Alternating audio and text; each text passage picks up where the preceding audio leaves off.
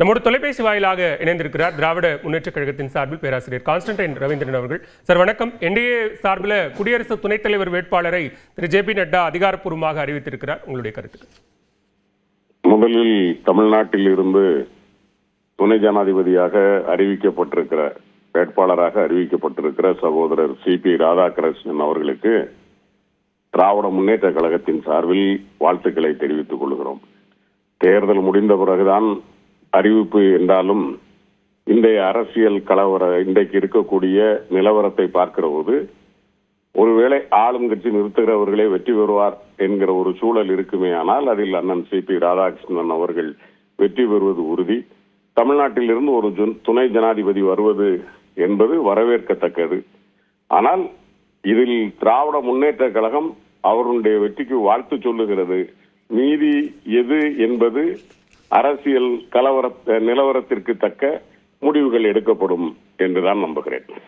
India கூட்டணியின் சார்பில் வேட்பாளர் முன்னிறுத்தப்படுவாரா அல்லது தமிழர் என்கிற முறையில் திரு சி.பி. ராதாகிருஷ்ணனை திமுகவும் அதன் கூட்டணி கட்சிகளும் ஆதரிக்குமா?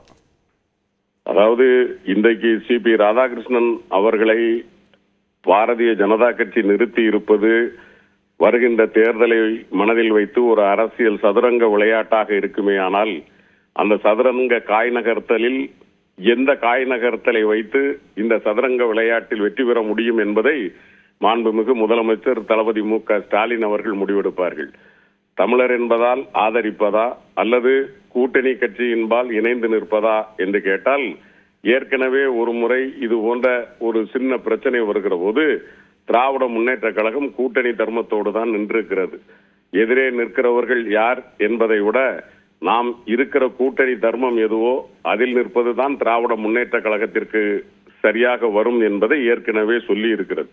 ஆனால் இன்றைக்கு இருக்கிற கள நிலவர சூழலை பொறுத்த வரைக்கும் களத்தில் இது போன்ற விளையாட்டுகளை பாரதிய ஜனதா கட்சி விளையாடுகிறது என்பதை தமிழ்நாட்டு மக்கள் அறியாமல் இல்லை. இன்றைக்கு அவரை சி.பி. ராதாகிருஷ்ணன் அவர்களை நிறுத்தி இருப்பது 2026 தேர்தலை நோக்கி தனக்கான ஒரு அரசியல் லாபத்திற்காக நிறுத்தி இருக்கிறார் என்பதை தமிழ்நாட்டு மக்கள் புரிந்து கொள்ளாமல் இல்லை.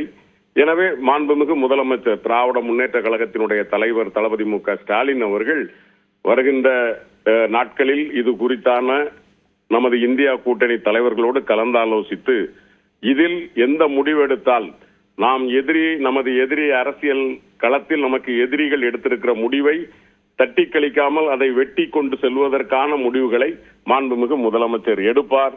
அதை இந்தியா கூட்டணி தலைவர்களோடு கலந்து பேசி முடிவெடுப்பார் என்று நான் கருதுகிறேன். மிக்க நன்றி திரு கான்ஸ்டன்டைன் ரவீந்திரன். இணைப்பில் கருத்துக்களை பகிர்ந்து கொண்டமைக்கு நம்மோடு தொலைபேசி வாயிலாக